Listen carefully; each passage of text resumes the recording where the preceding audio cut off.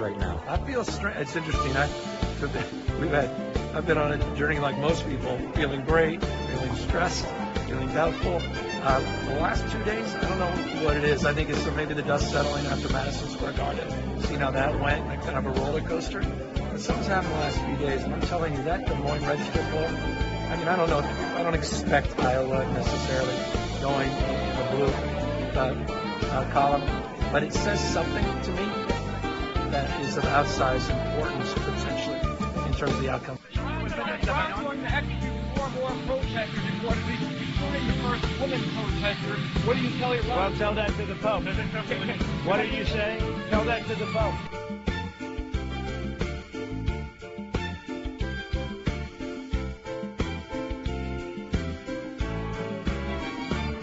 Good morning, America. How are you? As I've told you at least 30 million times, I am Rabbi Dave, and I am just thrilled to be here. Good morning, America. I am Friar Rod, and I've been witness to the 30 million and one times. I'm sorry. Did I say 30 million? You did. I meant 15,000. Oh, okay. Sure. Sorry. It was an accounting mistake.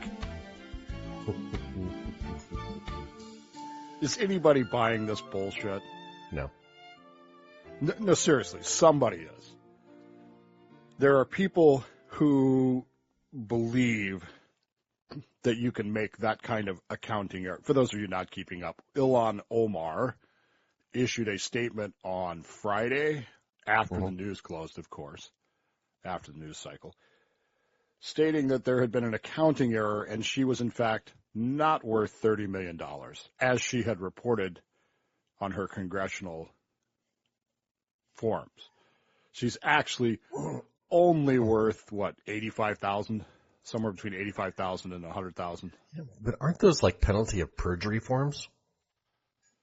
Dude, I don't know. I mean, to me, somewhere between 6 and 30 million, which is what she reported, is ludicrous. I mean, yeah. That's how you make that mistake. Yeah, I spent way too much time working in the nonprofit world and doing accounting. Mm-hmm. And if you tell me that you're somewhere between 6 and 30 million, I'm going to stare at you with disdain because it's clear that you don't have a clue what you're talking about. Yeah. That's not possible. That's intentional to be obfuscatory and make it look like, well, at least we're being honest. Well, but she has now issued a statement claiming that an accountant, someone else, made an error, and she's not a millionaire. She's only worth $100,000. So, does she still own the winery? I suppose she does. Didn't she claim that? Well, who believes this? That's the part that I don't get. Is that there are people out there going, well, she corrected, she fixed it. She's not a millionaire. And you watch this week on The View, there will be a discussion about the fact that, well, she corrected things. She's not that rich. Well, she was last week. Weird, huh? April 15th comes and goes, and all of a sudden, there you have it. Almost as weird as David Axelrod. You know who he is? The name sounds familiar, Axelrod. He was Obama's chief of everything. Okay. He's the guy that planned Obama's presidency. He's the guy that ran the White House, ran the campaigns. He's Obama. He is Obama in action. When Obama wants something done, he sends David Axelrod to do it. Okay.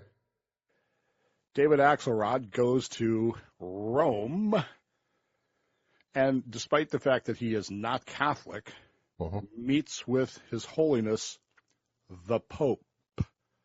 Okay. And oddly enough, a week later, the Pope starts criticizing President Trump on Iran. Yeah. And then we get the three, I call them the three stooges, but I guess the three bishops that went on 60 Minutes. 3 bishops on 60 Minutes. 3. Mm-hmm. They needed 3 of them on 60 Minutes to explain to us that Trump is evil and the Antichrist or whatever. I didn't watch it, so I don't actually know what they said. I know that they were highly critical of Trump. Mm-hmm. So weird that this happens right after the accountant goes to the Pope and says, "What? I don't know what he said, but we do know that the coinkadink just started to happen." And while I hate to quote him, while I hate to admit that I even see his stuff, Bill Maher had it right when he said, I don't know how to feel about this. I don't like the guy that's a really rich real estate mogul, and I have issues with Trump too. But I'm pish. Yeah. So that was good. This whole thing, of course, the Pope came out and said, that making war is wrong. And I guess in a moral sense, we all kind of feel that way. I mean, It should be wrong. But as I have said numerous times, don't start nothing, won't be nothing. Iran started this. Iran has been doing this for 47 years. Yeah. And every president that we've had, 8 of them since then, has said, oh, my God, they're really bad. Here, have some money and behave yourself. Or here, have some sanction relief and behave yourself. Or please behave. Don't cross this line. Oh, well, okay, don't cross this line. 30 million times we've told them. Yeah. And finally we get the guy that says, don't start nothing, won't be nothing. Well, you started something, so guess what? There's going to be something. And he proceeds to dismantle them. Now, there was, of course, a big deal on Friday because the Iranians supposedly declared the Straits of Hormuz open. I never saw the official announcement, but I'm told that they officially did. I did not see it. However, now I'm told that the Iranian Republican Guard has declared that that is not true and that they are still trying to close the Straits of Hormuz, which is sad that we're not focusing on the gays of Hormuz because, if we were, maybe this whole thing would be going differently. But that sounds like a Broadway play. Have you seen that video where the guy's going around asking college students about why are we only focusing on the Straits of Hormuz? Why not the gays of Hormuz? No, I haven't seen that. That's awesome. So, in the meantime, in the middle of this quote-unquote ceasefire, we have moved in more troops, more supplies, more everything, and the assumption is that eventually Iran, because they can't help themselves, is going to do something stupid. And when they do, Trump is going to rain holy fire down upon them. Which I'm okay with because, again, don't start nothing, won't be nothing, but too late. 30 million times we've told you not to do that, and that's not an exaggeration. There you go. So the Pope gets himself involved in all this by lecturing Trump. Yeah. Now, I don't know if you followed his words or not. Normally, I don't pay much attention to what the Pope has to say because, really. how do I say this politely? I don't care. A, I'm not Catholic. B, I'm not a White Sox fan. So really, he doesn't have anything to say that matters to me in any way, shape, or form. That said, I did notice in a brief analysis of his words, most of it was Trump-focused, not America-focused. Almost like he was assuming that everybody in America, including all the Catholics, who broke for Trump pretty significantly, as I recall, supports him, not Trump. Almost like he's trying to drive a political wedge between Trump and Catholics before November. That seem odd to anybody, or am I just the only one seeing that? It does seem odd. So that happened. Then did he really say he was the Antichrist? No. Okay. You can say things without really saying them, right? There's a lot of evangelicals that believe the Pope's the Antichrist. So. There's a lot of Protestants that have long believed that. That's woven into the fabric of the history of America. Yeah. That's why we invaded Canada in 1775, because the Pope was the Antichrist. All of this is great. Then you get the Three Stooges on 60 Minutes doing their thing, and it becomes pretty apparent pretty quickly that this is a political maneuver, which the church hell's bells is not supposed to be political, right? Well, I mean, I don't know. Vatican City is an actual government, is it not? It is. I was kind of being sarcastic. I've told you that 30 million times, but there you go. Oh, well. So then the Pope goes out on Thursday of this week and proceeds to deliver a homily. Homily, for those of you not keeping up, is a sermon. Mm-hmm.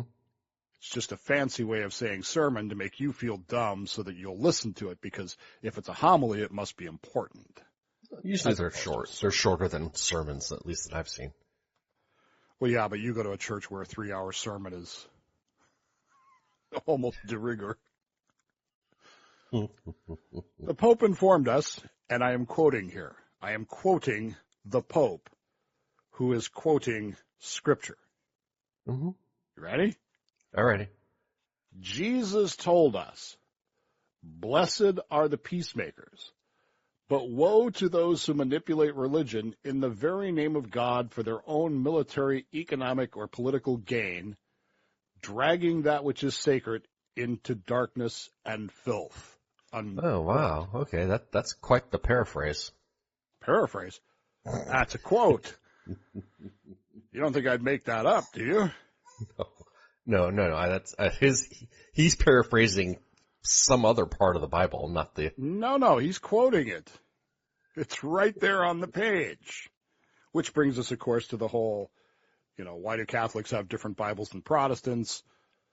Blah, It's not blah, that blah. different. Well, but it may be, because the Pope was clearly, quote, Jesus told us, quote.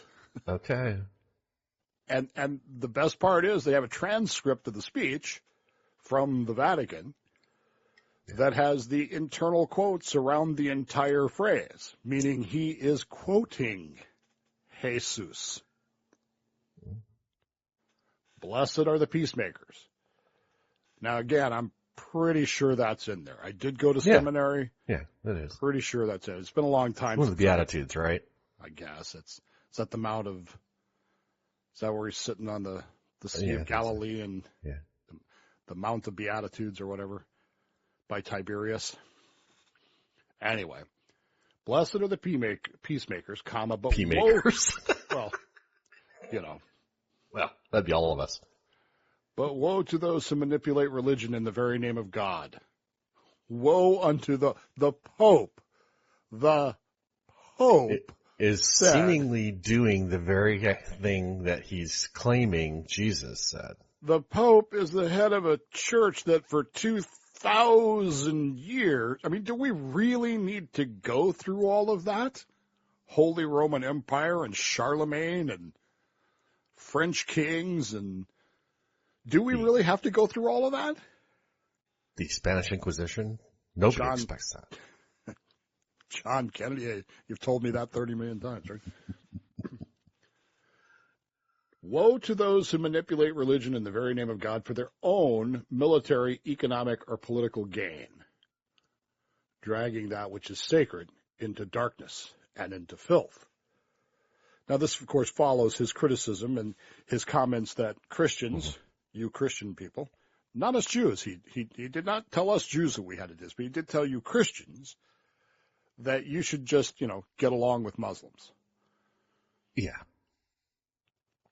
So why haven't you, taken his word for it and just, gotten on with that? The peace-loving religion of Islam? The PLRI, the peace-loving religion of Islam.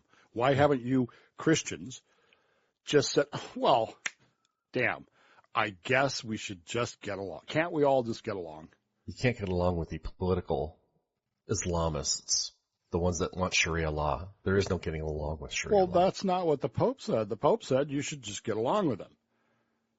Now, the Pope said this, the Christian Pope, and don't send me the emails going, Dave, he's not Christian. Okay, you're Protestant, I get it, you don't like the Pope. I'm not getting into this, the Catholics, Christian, or Protestant. We're not doing that. I'm not doing that. If Rod chooses to do that, he can, but I'm not. Okay, because insofar as I'm concerned, you're both wrong. So, putting that aside for just a moment or two.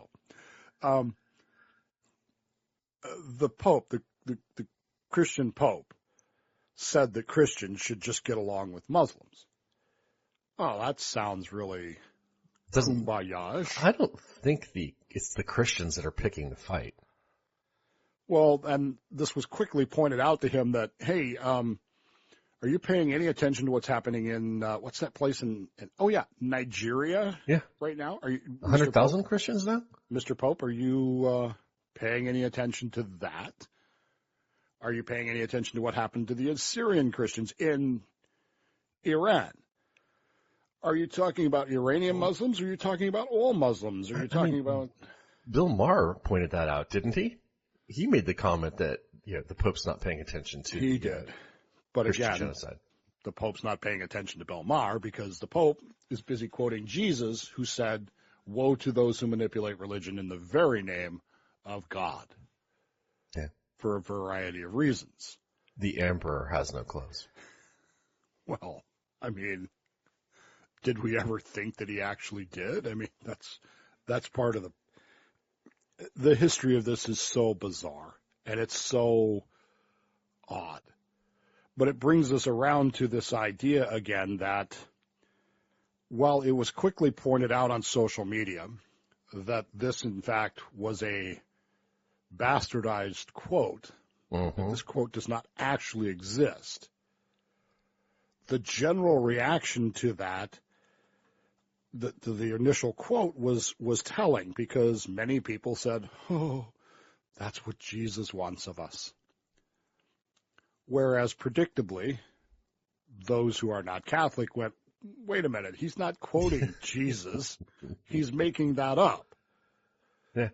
To which the Vatican then had to issue a statement that basically, I tried to read it.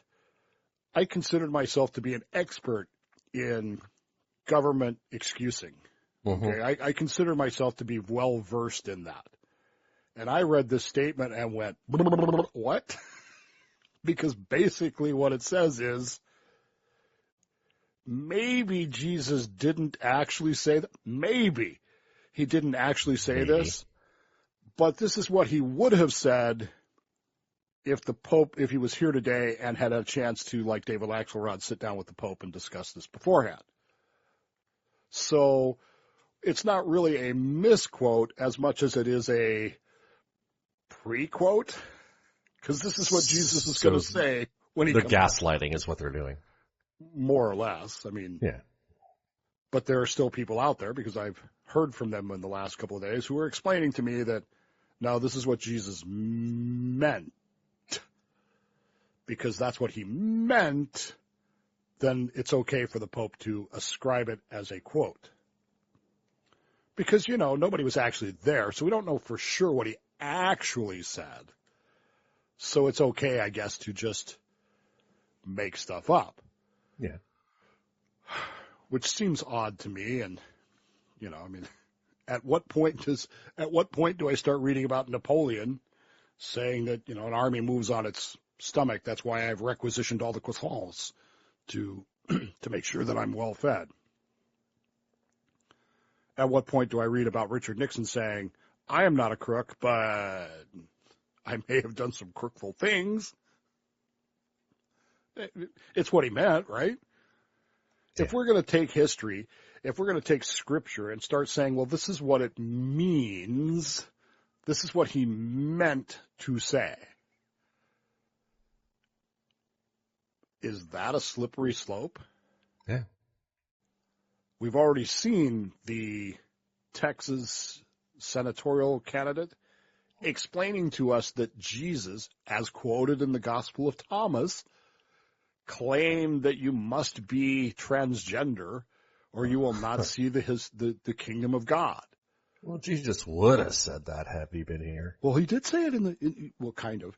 He said you must be neither male nor female to see God. But he said it in the Gospel of Thomas, which, again, are we just deciding now that we can just pick and choose whatever fits our agenda? Yeah.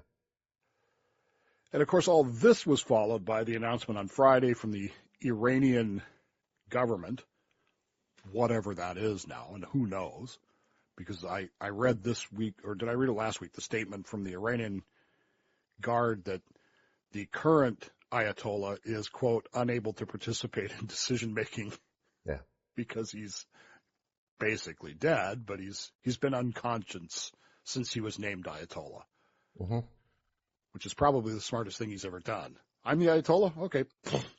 Yeah. Am I still the Ayatollah? Okay. I'll just stay right here. So the Iranians announced that they're going to execute four more people for the protests against Iran. You know, I said that last week about the overthrow of the regime has not risen. I spent a lot of this week studying that idea. Made a long note to myself. That's one of the things I like about Signal, Rod, is I can send notes to myself. Yeah.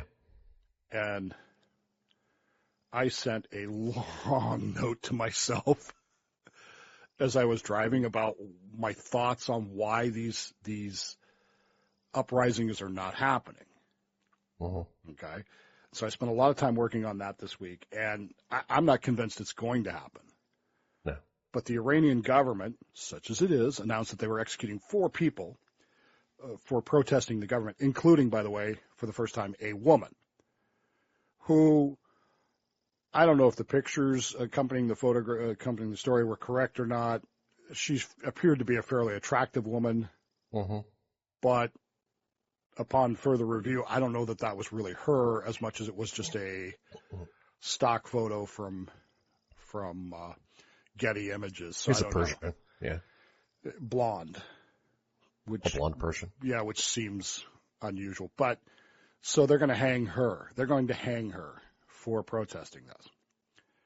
And in what has to be, I don't know, the best moment of all this debate about the Pope and everything else, and Trump and Pope and manipulating government, the very name of God, for their own military, economic, political gain, dragging that which is sacred into darkness and truth.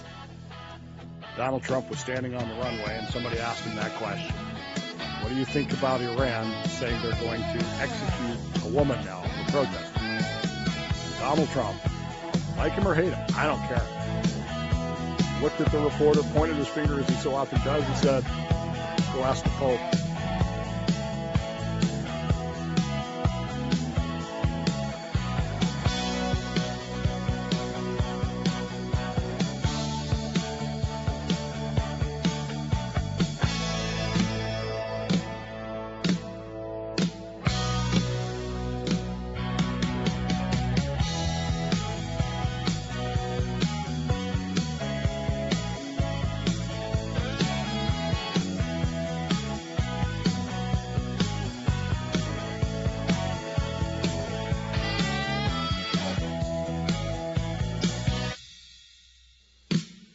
Welcome back. I'm Dave.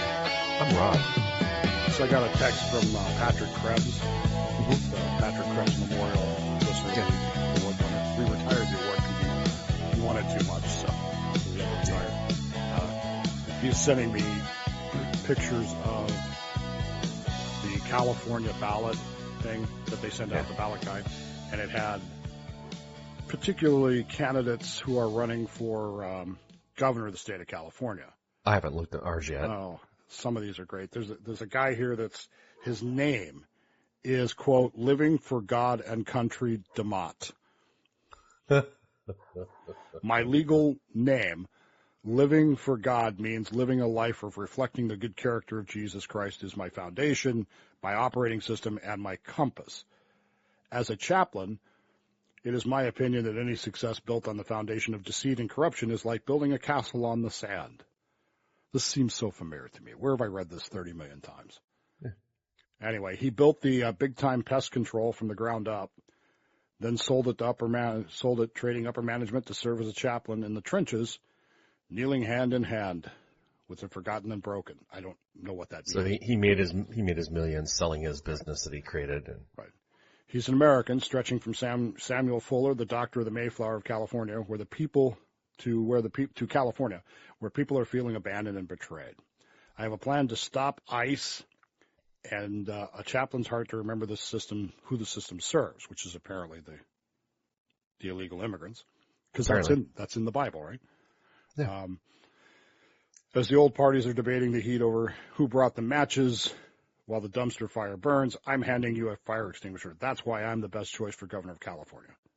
DeMott for California. D-E-M-O-T-T. Sounds like Tom Steyer's ads. Right. There's other people that have disclaimers, and anyway, it was I'll take a look. Of course, the soon-to-be former governor of California, who is running for president. I know he hasn't said it officially, but he is running for president. Gavin Newsom. Yeah. Continues to just self-flagellate himself this week. He does. He sent his wife, who he continues to not refer to as his wife. He calls, what does he call her? His partner? Yeah. The first partner of California? Mm-hmm. Not the first lady of California, the first partner of California. He sent her out on some sort of tour where she went on various television shows to explain that she once took her children, his children, her children, to the American... The first children? Yes, the first children. To the American South. Not because she wanted them to see the beauty of the American country or meet people in a different... She wanted them to, quote, experience white supremacy. What? She wanted them to see with their own eyes how whites are so racist. And the best place she could find to do that, well, of course, was the American South. She goes on TV and says this. Okay. And people are like, you know, if she wasn't such a blonde ditz, California ditz, you'd kind of go, well, maybe. But the fact that she's the first partner of California and wants to be the first partner of the United States. So where'd she take him? To Waffle House? You ain't going to see no racism at Waffle House, believe me. You might see a fight. You might see a few drunks. You ain't going to see no racism. That doesn't happen at the Waffle House. Sorry. It just don't. I've been there, lived there. I know. As I recall, she took them to Alabama and Georgia. But I don't have the story in front of me, so. But she wanted them to experience racism. She wanted them to experience true white supremacy because apparently you Californians aren't doing that enough for her to show it. So the whites are still suppressing the blacks there? I guess. She never said that, but, you know. I mean, if this is the woman you're going to send out as your potential first partner, as your going to run for president. She's going to run. Could there be anything more Californian than that? No. Why, yes. Clueless. There could be. Oh, 30 million times I've told you that there could be. Oh, no. Now what? So then we find out that sex change operations for the illegal immigrants are happening. Oh, yeah. That was cool because Jonathan Cho, who's actually from here, went down there and investigated the illegal immigrant camps. They're not migrant camps. Remember when we used to have the migrant camps out by it's a city that starts with a P. I can't think of the name of it. Patterson. Remember they built those camps out there for the migrant farm workers and stuff? What a great idea that was. You know, they come in, they do their job, they have a place to stay, they do the job, and they go home. I mean, it was a fantastic system. Well, apparently these have been turned now into illegal immigrant farms, I guess, for all practical purposes. And it came out this week that these illegal immigrants are apparently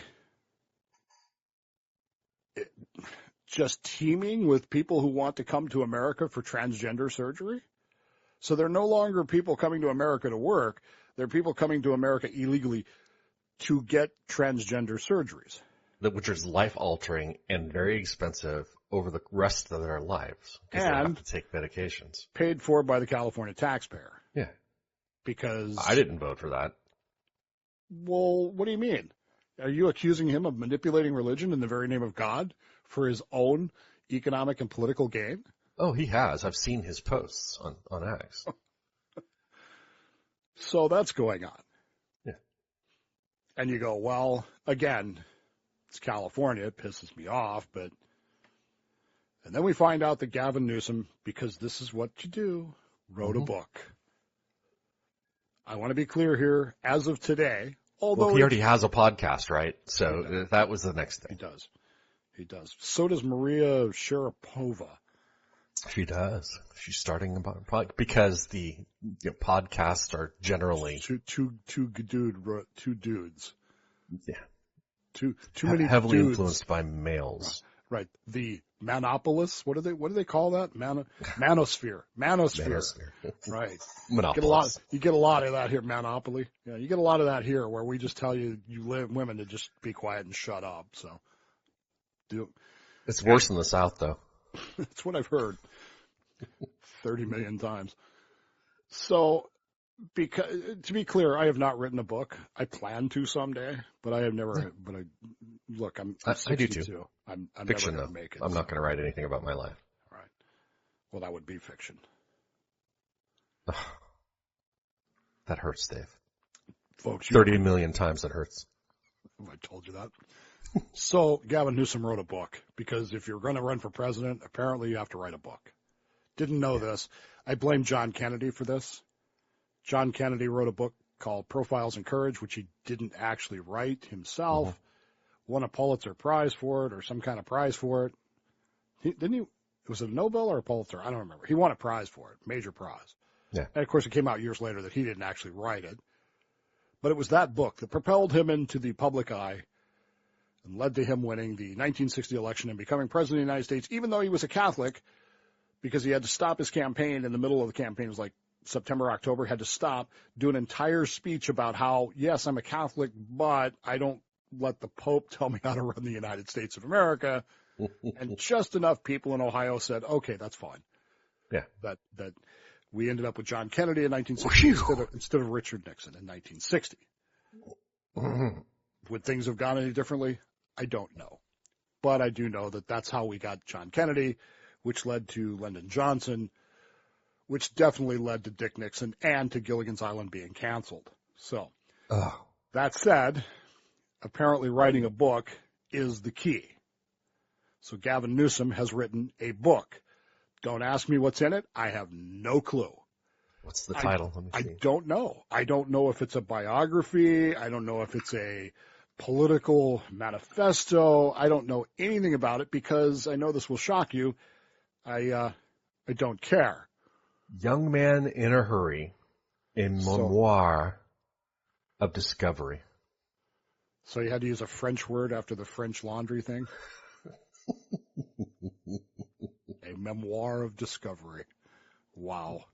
Les discoveries memoir. So there you go. He has written a book. What is this called? Okay, scintillating radio here, I know, but summarize Newsom's book. What is it called? Oh, I just closed it, dude. Let me go. History. Gavin Newsom's book. It is A Young Man in a Hurry, a memoir of discovery. Young Man in a Hurry. Oops, not hooray, hurry. Let's see what the old computer says. You're thinking of a memoir of a young man in a hurry by Gavin Newsom. Well, okay, fine. He leans heavily on a few defining moments. His early business success, which he presents as proof that he understands the risk of leadership better than the average politician. What business did Gavin Newsom actually run? I don't know. Well, his appointment, he also leans heavily on his appointment to the San Francisco Board of Supervisors, where he positions himself as an outsider willing to change entrenched systems. Gavin Newsom, outsider, willing to challenge entrenched systems. His time as mayor, especially his 2004 decision to allow same-sex marriages before it was legal statewide. This is the moral centerpiece of the book, as cast as bold leadership in the face of hesitation and in bureaucracy. So there you go. He's the primary founder of Plump Jack Group, which began with a single wine shop. Right, but that wasn't when he was a young man. No, that was 92. Right. He was already in politics at that point. Then. Yeah. So there you go. So Gavin Newsom has written a book which gives you a clear look at how he sees himself energetic, impatient, willing to gamble. It also captures the political culture of San Francisco at the turn of the 21st century, which he portrays as both fertile ground and battlefield. Now, his failures and consequences, of course, get lighter treatment.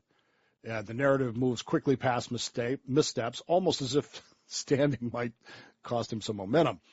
Critics say it's more campaign brochure than confessional. Okay. He worked in real estate right out of college. But he opened up Pulsjack Wines at age of 24. Okay. All right. So he opened a winery because that's what 24-year-olds do. And then a cafe within the first 5 years. But then he got into politics. Right. The deeper question the memoir raises, whether he intended it or not, is an old one. Is speed a virtue in leadership or a vice dressed up as courage? History is littered with both kinds of men. Is he the careful builder or the restless reformer? Newsom plants his flag firmly in the restless reformer camp. So all this is great. He's written a book telling you that he did all these. He started a winery when he was winery, folks. And then a cafe in San Francisco. Listen, I'm not going to. God bless you. I believe in capitalism and all that, but at 24 to start a winery, you got to have money. There are certain things that are implied there, and you can read between the lines to get the implications.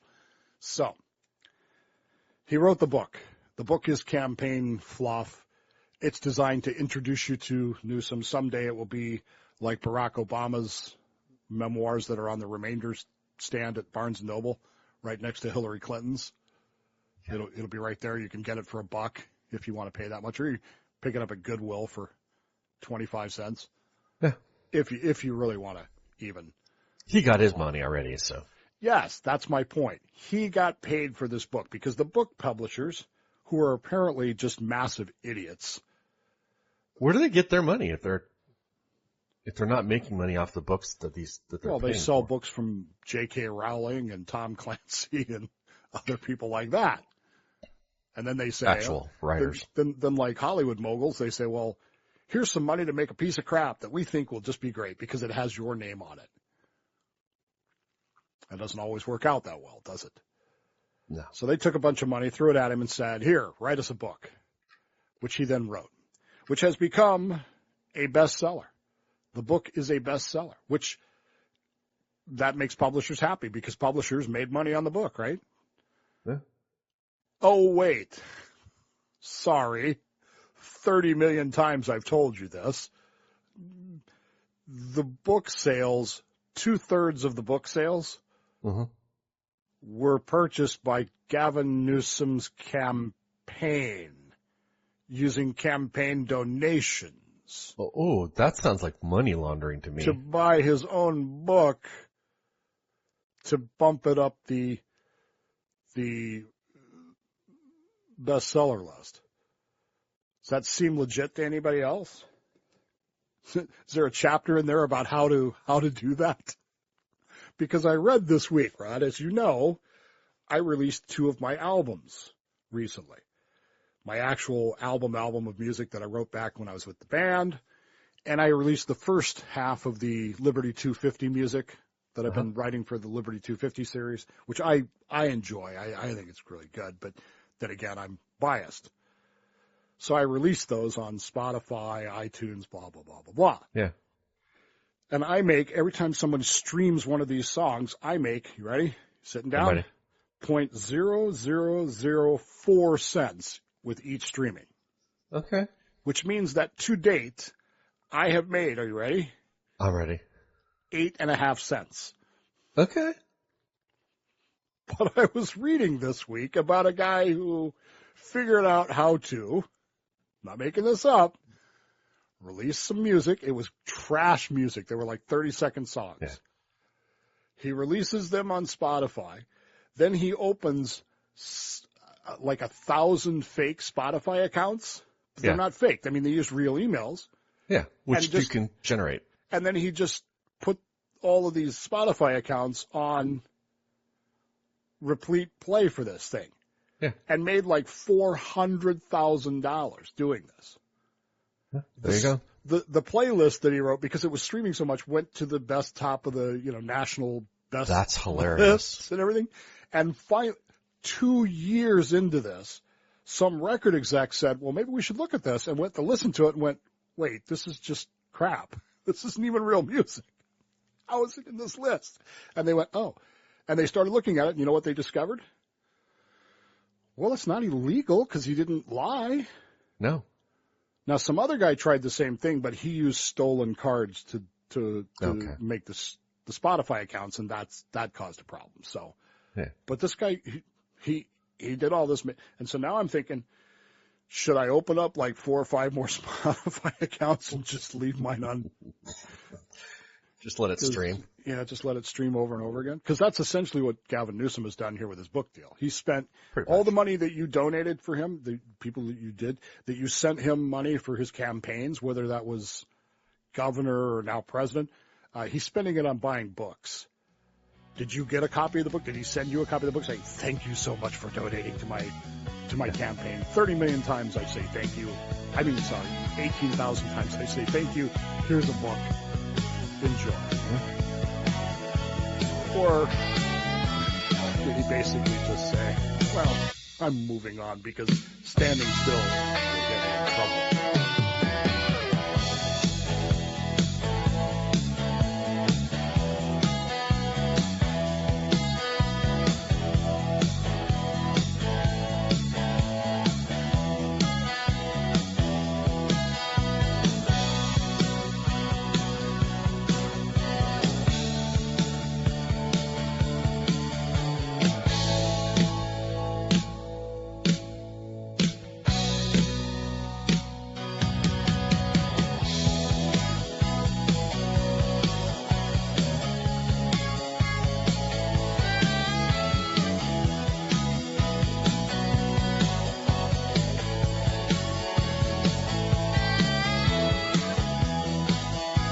Welcome back. I'm Dave.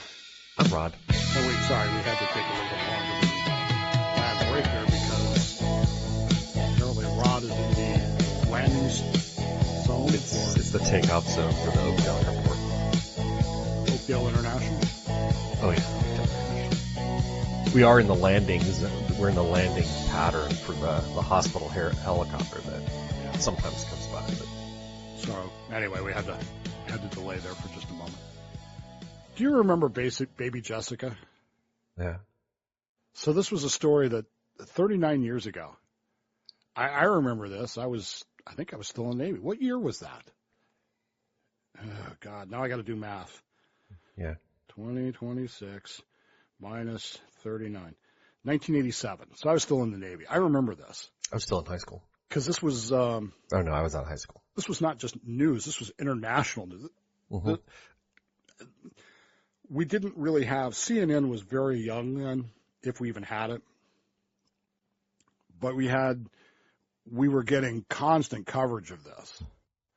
Every time you'd be watching Gilligan's Island reruns and they would interrupt it for the latest update from the Baby Jessica story. She had fallen down a well. She was like a little toddler or something. Fell down a well, got stuck. And it motivated something great in America, which is we were going to get this girl out. From hell alive. And alive. And it's one of the most fascinating things to watch. It's like these kids that got caught in the cave or the Chilean miners or that kind of thing. And they got her out.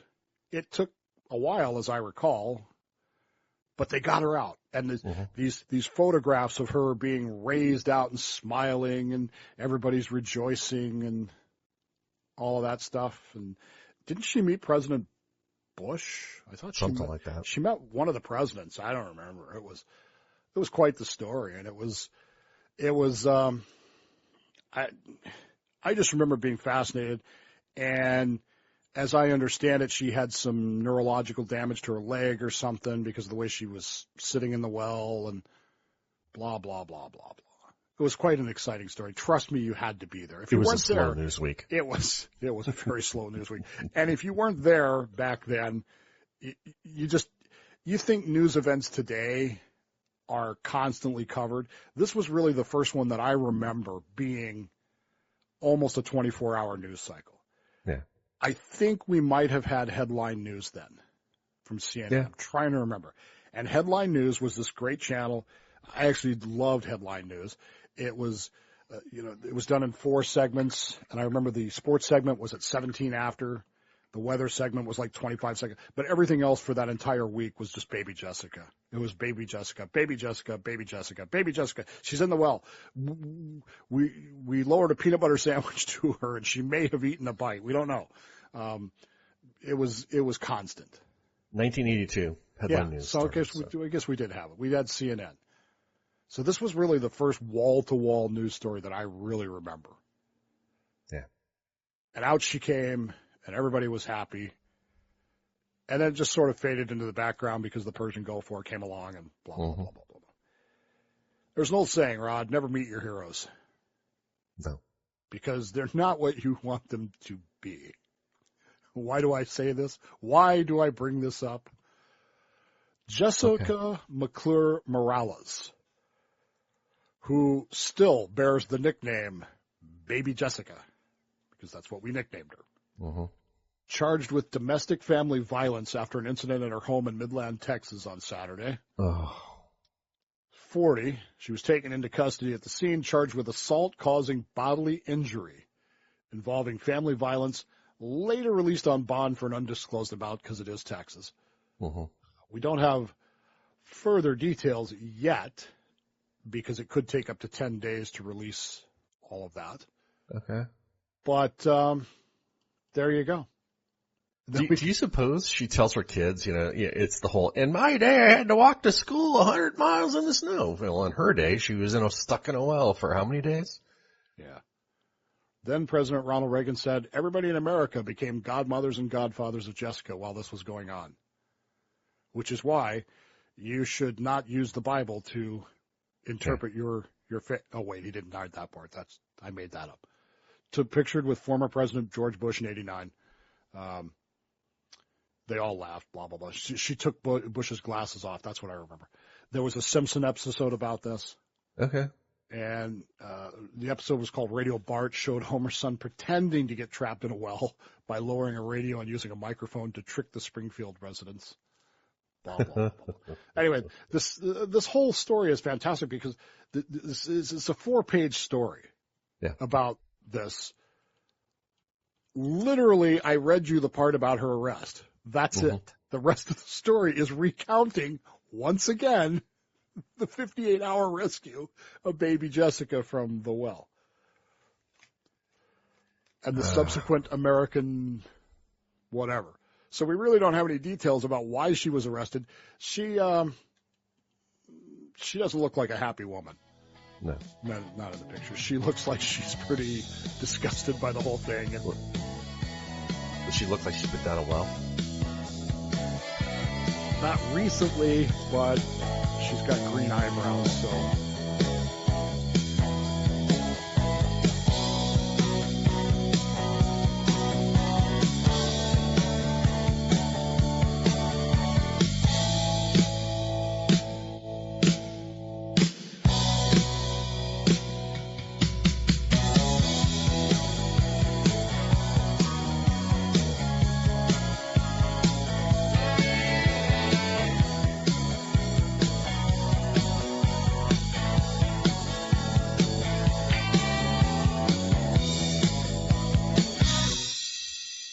Welcome back. I'm Rabbi Dave. I am Friar Rock.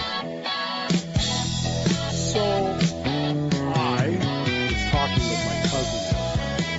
We were debating our children. He has a son, I have a son. And my cousin and I are very close. We're 9 months apart in age.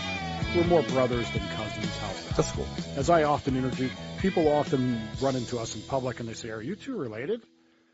And I always say, yes, my grandmother married his grandfather, which confuses the hell out of people. Okay.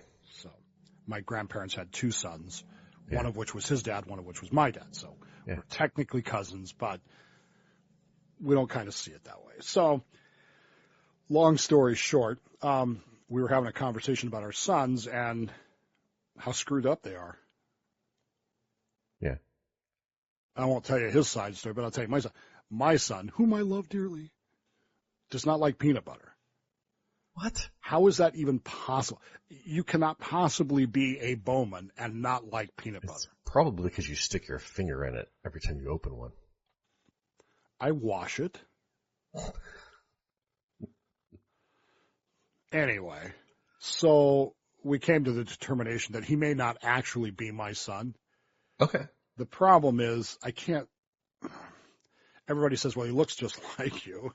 And the younger Dave, yeah. Yeah. And, I was there.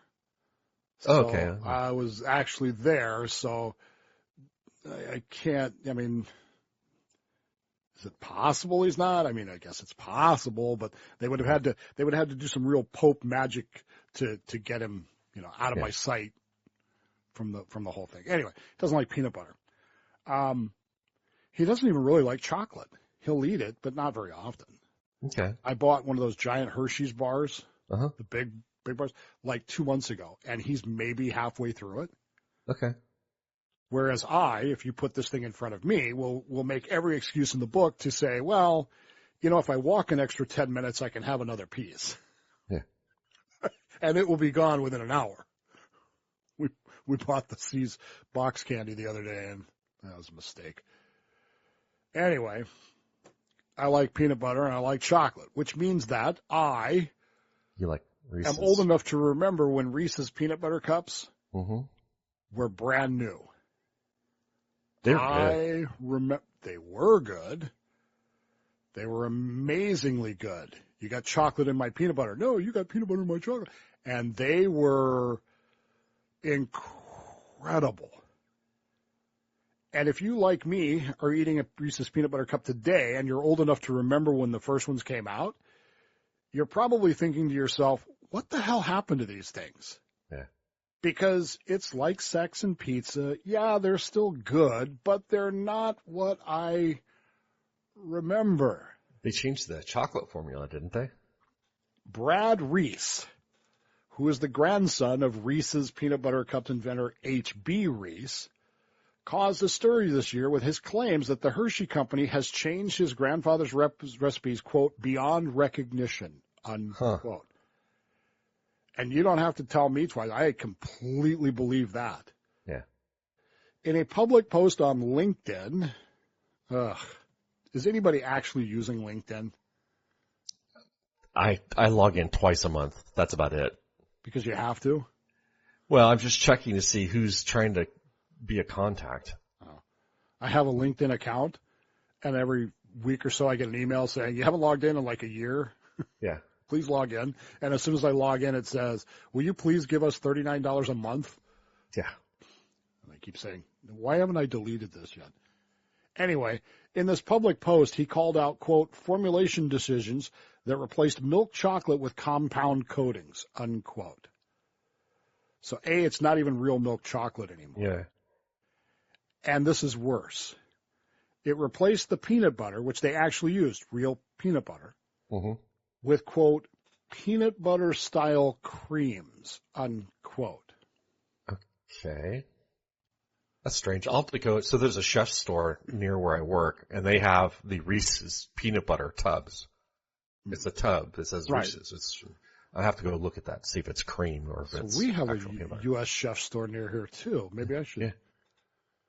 In response, though, you'll be happy to know that Hershey said, nuh-uh. They said that they've been made the same way that they've always been made. And I'm telling you, that is bullshit. I am throwing the Pope flag on that one. 30 million times I'm throwing that one because there ain't no way.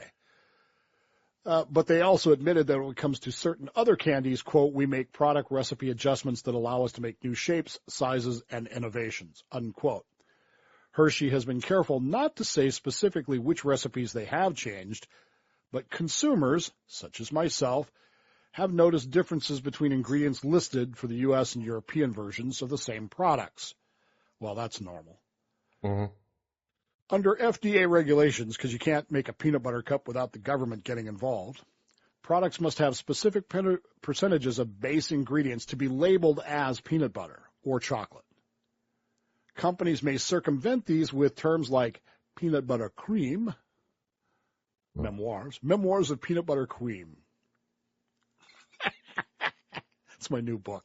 Or they could use this phrase. You ready? All right. Chocolate candy, unquote. But regardless of what it says on the label, Reese's and other consumers have claimed that some products just don't taste the same as they used to. No. And I would completely agree with that. And I don't know if it's just me. I don't know if it's old age. But I'm telling you, we were poor growing up. But we had peanut butter because my mother and my father loved peanut butter. Mm-hmm. And we had chocolate because my dad loved chocolate. And when we couldn't get Reese's peanut butter cups, you just took a piece of chocolate and you scraped out some peanut butter, and it was delicioso. Mm-hmm. I probably did that 30 million times, Rod. I mean, probably. 18,000 times.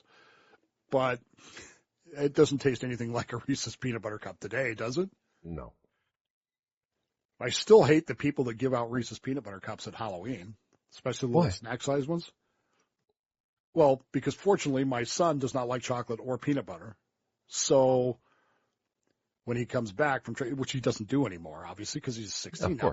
But when he did, he would come back and dump all these out. And so I'd get all the Reese's peanut butter cups. And so I'd go to this chocolate peanut butter coma for the next day and a half. I think it's more than just candy, says Dr. Richard Hartel. It's all foods. Companies are always looking at ways to save money. Of course. Referring to this. Essentially, you look for ingredients you can find cheaper alternatives to, but still maintain a similar flavor.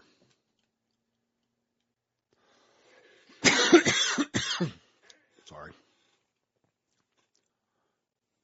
The best tasting caramel is one that's made using the best high-quality milk ingredient, and that's the fat being completely milk fat.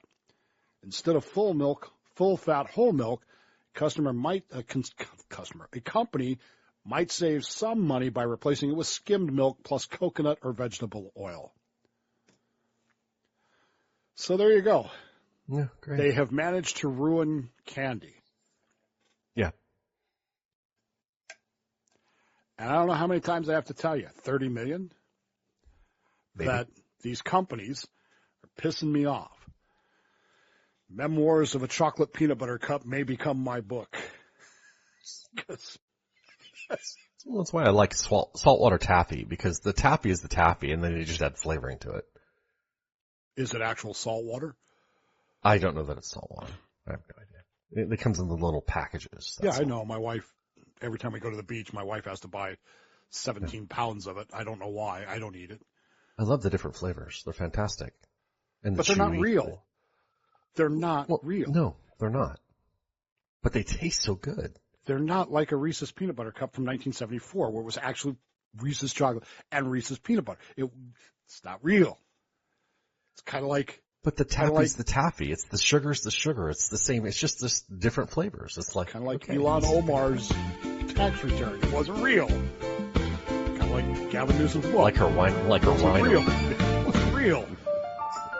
But there you go. And on that note, I'm Rabbi Dave. I am Friar Rod. And this has been a delicious peanut buttery version of... What the Frock? Yeah, I mean, look, you never go into a show thinking this is the one, this is the championship. You prepare, you trust your material, you execute, some day click, some days you grind it out. Today, I thought we moved the conversational ball well. Are there things we can clean up? Sure, there always are. I thought maybe we could have tightened a couple transitions, maybe finished a segment or two a little stronger. But overall, I liked the effort. The energy was there, the focus was there. We came out strong. We got into rhythm early with the opening segment. And once we found that cadence, we just stayed with it. Rod did a great job keeping things balanced, gave me some space to operate, and it capitalized when the opportunities were there. At the end of the day, it is one episode. You enjoy it for about 5 minutes, then you get back to work. We have another coming up, and the expectation does not change. You show up, you do your job, and you try to get a little better each time.